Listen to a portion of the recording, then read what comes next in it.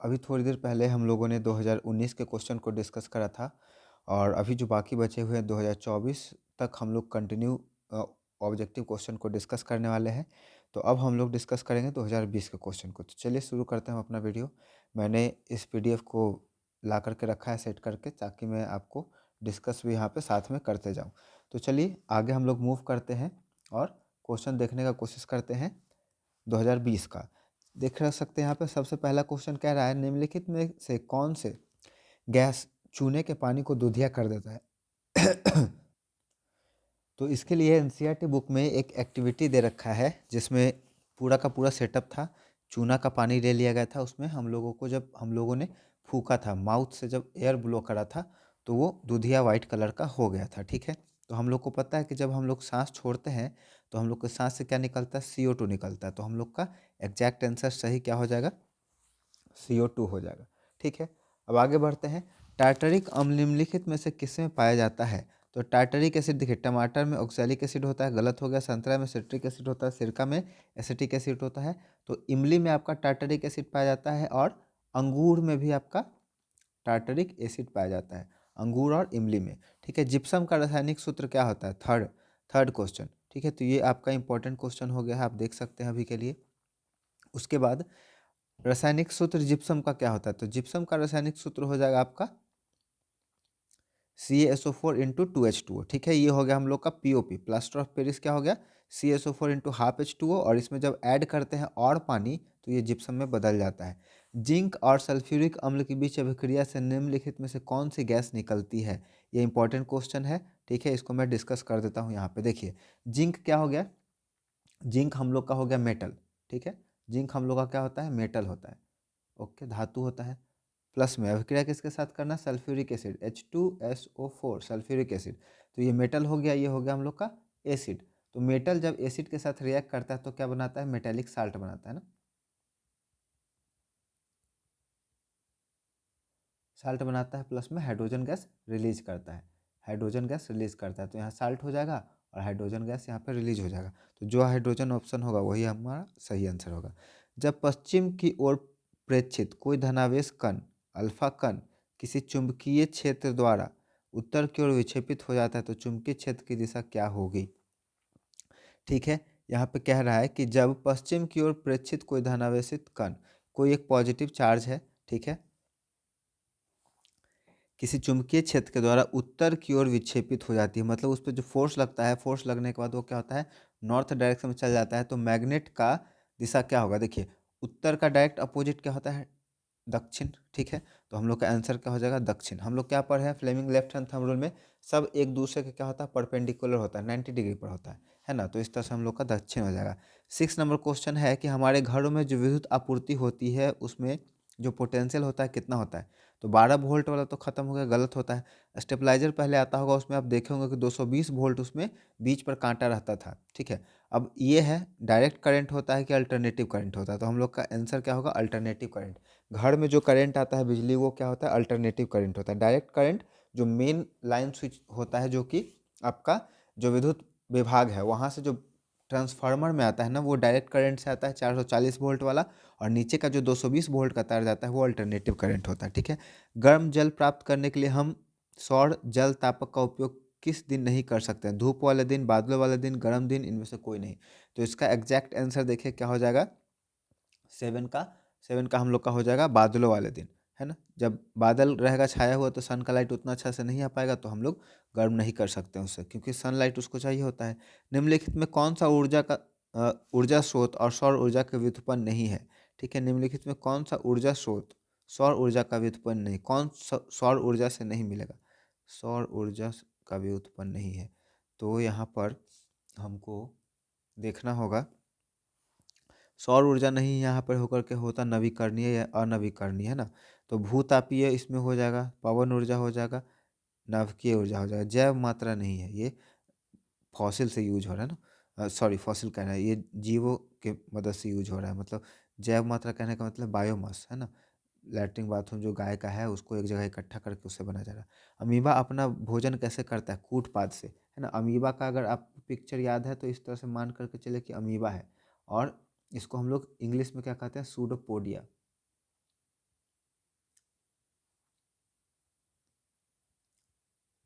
और हिंदी में इसको कहते हैं कूटपाद।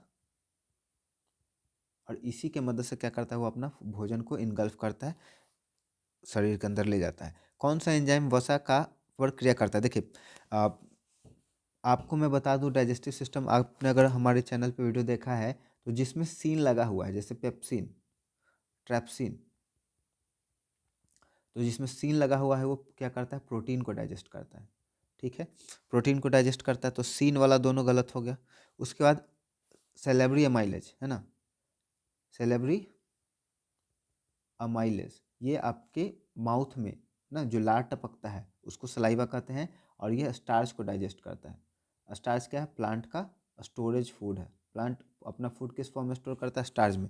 तो बच गया लिपेज, तो लिपेज हम लोग का राइट आंसर हो जाएगा। किस प्रकार के श्वसन में अधिक ऊर्जा मुक्त होती है, वायवीय में, तो वायवीय में होगा। ठीक है, वायवीय में सबसे ज़्यादा ऊर्जा एनर्जी का फॉर्मेशन होता है, तो हम लोग का राइट आंसर क्या हो जाएगा, वायवीय हो जाएगा, 11 का ए। मछली का अधिक ऊर्जा, श्वसन से अधिक ऊर्जा पूछा है ना। मछली का श्वसनांक क्या है, गिल्स होता है इसमें, मछली में गिल्स होता है। स्टोमाटा के खुलने और बंद होने की क्रिया को कौन नियंत्रित करता है, यह रिपीटेड क्वेश्चन है, इसका हो जाएगा द्वार कोशिका, 13 का ए, ये रिपीटेड क्वेश्चन है। निम्नलिखित में कौन वृक्क की रचनात्मक एवं क्रियात्मक इकाई है, नेफ्रॉन को किडनी का रचनात्मक एवं क्रियात्मक इकाई कहते हैं।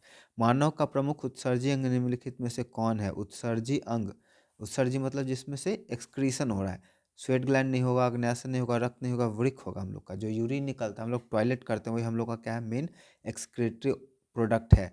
हम लोग का जो टॉयलेट होता है वो अमोनियनिक वेस्ट होता है। ठीक है, अमोनिया का बना होता है, एमोनिक वेस्ट।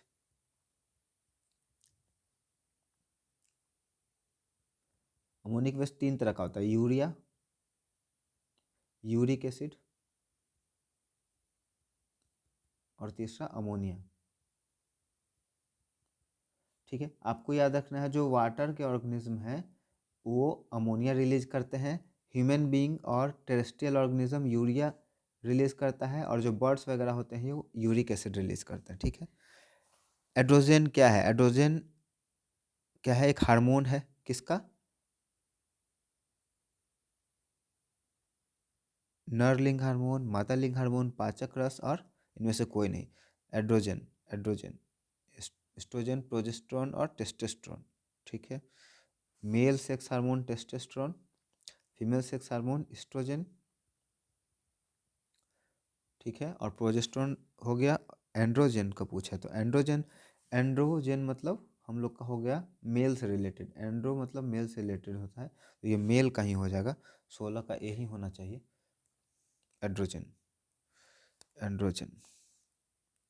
एस्ट्रोजन हो सकता है, एंड्रोजन नाम का तो कोई हार्मोन है नहीं, एस्ट्रोजन हो सकता है ये, एस्ट्रोजन। ऐसे जब कंफ्यूजिंग वाला है ना, जब एस्ट्रोजन होगा ना, यहाँ टेस्टोस्टेरोन रहता तो मेल का हो जाता है, एस्ट्रोजन अगर रहता तो फीमेल का हो जाता है ना, पाचक रस तो नहीं होगा। जेन हमेशा सेक्स हार्मोन से रिलेटेड है, एस्ट्रोजन यहाँ लिखना होगा, एंड्रोजन गलती से लिख गया होगा। इंग्लिश वाला पेपर आप जरूर देख लीजिएगा, उसमें अगर कोई कन्फ्यूजन है ना तो इंग्लिश वाले को ही कंसिडर किया जाता है सही, ये ट्रांसलेट करने में कभी कभी गलत हो जाता है। दर्पण के सामने किसी भी वस्तु का प्रतिबिंब सीधा प्रतीत होता है तो वह दर्पण है। देखिए, दर्पण 3 तरह का होता है, एक तो हो गया आपका समतल दर्पण, दूसरा हो गया गोलीय दर्पण, एक हो गया कॉनकेव अवतल, और एक हो गया कॉन्वेक्स उत्तल, है ना। तो इसमें हमेशा छोटा और सीधा बनता है, इसमें सीधा उल्टा बड़ा छोटा सब बनता है, इसमें सीधा और सेम साइज का बनता है। तो यहाँ पे क्या कह रहा है, दर्पण के सामने किसी भी दूरी पर स्थित वस्तु का प्रतिबिंब सीधा प्रतीत होता है।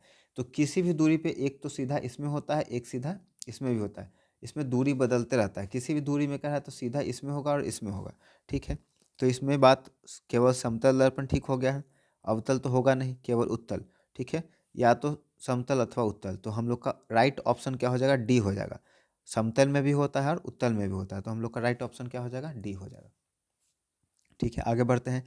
किसी कार का अग्रदीप में प्रयुक्त दर्पण में निम्नलिखित में से कौन होता है, अग्रदीप मतलब जो ड्राइवर के पास होता है ना, कार में 2 मिरर होता है, मान के चलिए कि आपका ये कार है।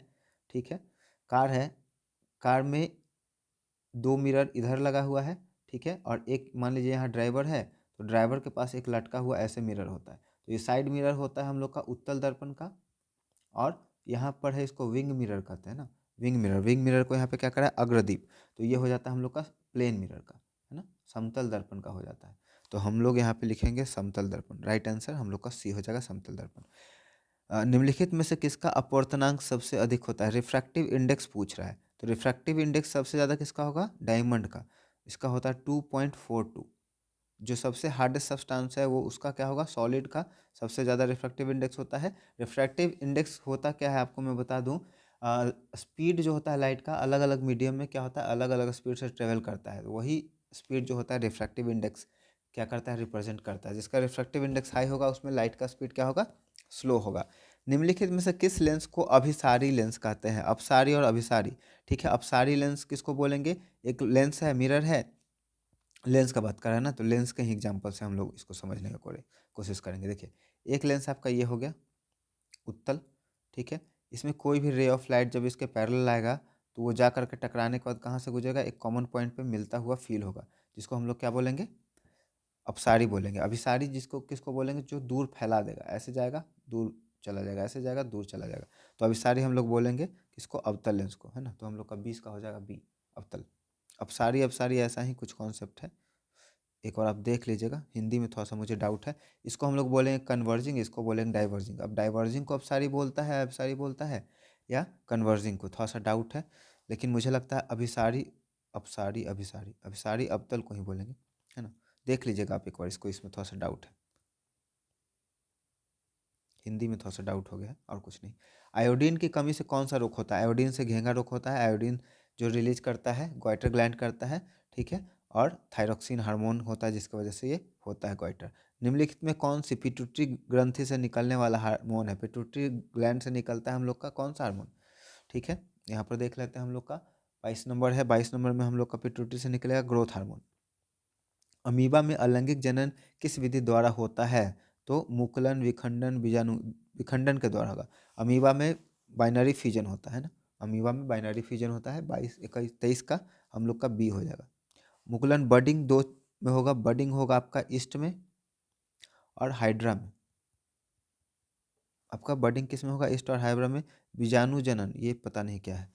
फूल का कौन सा भाग फल में बदलता है? तो देखिए, फ्लावर का मैंने पहले ही बताया था कि फ्लावर में दो चीज़ होता है, ओवरी और ओव्यूल। ओवरी जो होता है सीड में ओवरी फ्रूट में बदलता है और ओव्यूल सीड में बदलता है। फ्लावर में जो ओव्यूल होता है वो सीड में बदलता है, तो ओव्यूल को अंडाशय बोलते हैं, तो अंडाशय तो नहीं होगा, ठीक है। बीजांड, अगर यहाँ पे अंडाशय ही है सिर्फ दे रखा, देखिए तो यहाँ पे पुंग केसर स्त्री केसर तो नहीं होगा, ये एंथर हो गया, ये पिस्टिल हो गया। स्त्री केसर पुंग केसर नहीं होगा। बीजांड नहीं हम लोग का हो सकता है 24 का, हम लोग का अंडाशय ही होगा, ठीक है। निम्नलिखित में से लेंस का आवर्धन m होता है।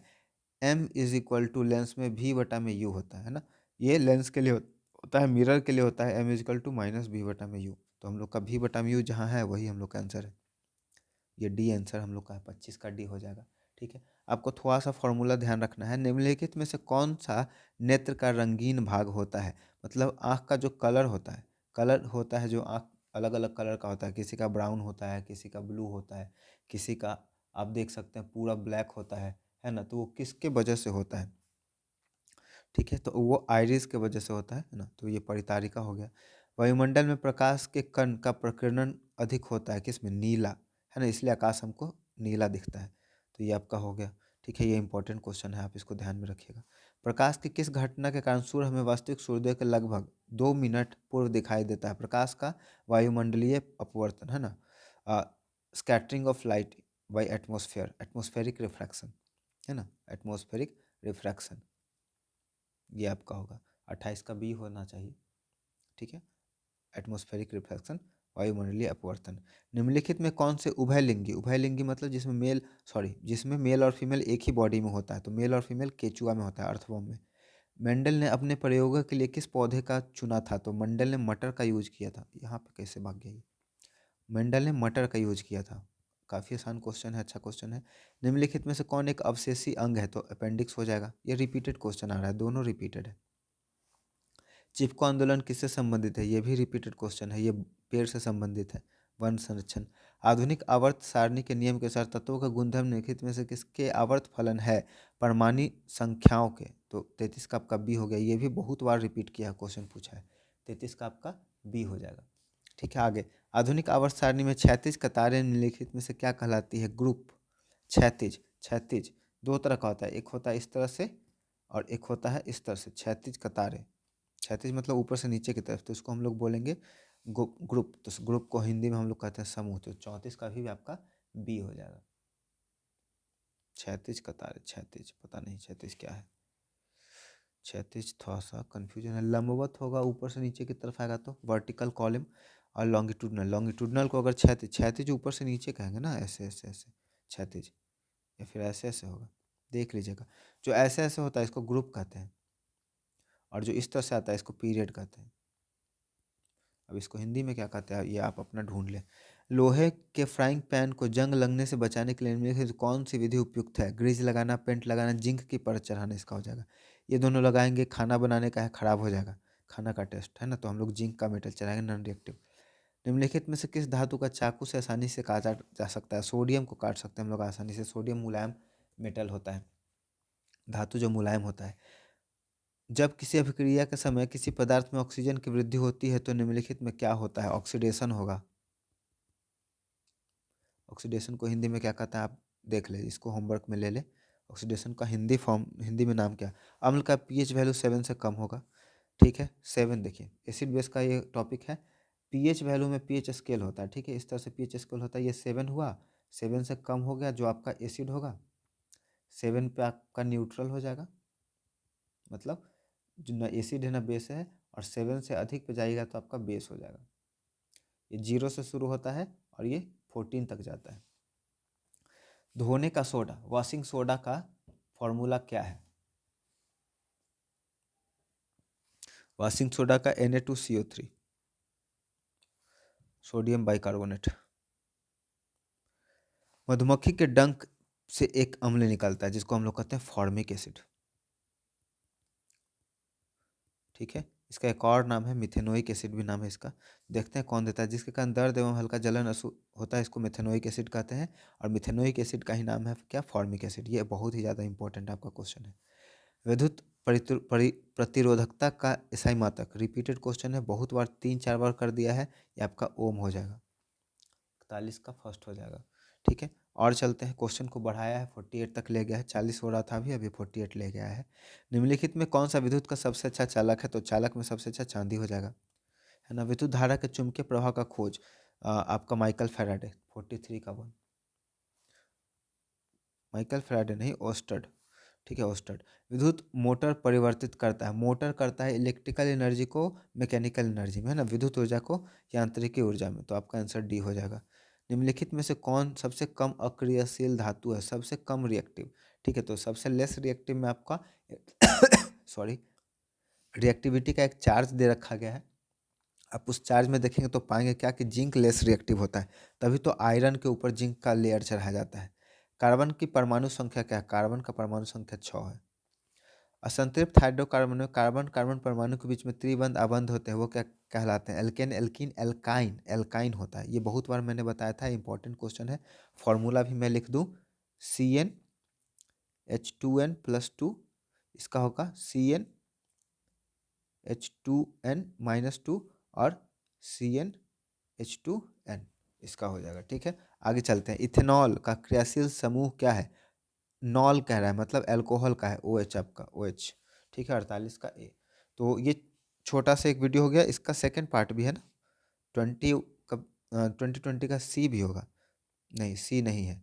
ठीक है, तो वीडियो यहीं पे हम लोग का फिनिश होता है। उसका 2021 आ गया है, 21 को भी हम लोग डिस्कस करेंगे तुरंत ही, है ना। तो चलिए, वीडियो अगर आपको पसंद आ रहा है, वीडियो बहुत आपके लिए हेल्पफुल है, अपने दोस्तों, परिवार के सदस्यों सभी के बीच में ज़रूर शेयर कर दें वीडियो। और अगर आपको वीडियो अच्छा लग रहा है तो वीडियो को लाइक कर दें, और बेल आइकॉन को ज़रूर प्रेस कर लें, क्योंकि वीडियो कंटिन्यू अभी आते ही रहेगी। ये जैसे ही ऑब्जेक्टिव का ख़त्म हो जाएगा फिर मैं सब्जेक्टिव क्वेश्चन का आंसर लिखने का, आंसर राइटिंग का तरीका बताऊँगा, और कुछ कुछ जो इम्पोर्टेंट है क्वेश्चन उसके आंसर को भी मैं वहाँ पर आपको राइट करके दिखाऊंगा कि कैसे आप आंसर लिख सकते हैं। चलिए अभी के लिए इतना ही। थैंक यू सो मच, हमारे चैनल को सपोर्ट करने के लिए बहुत बहुत धन्यवाद।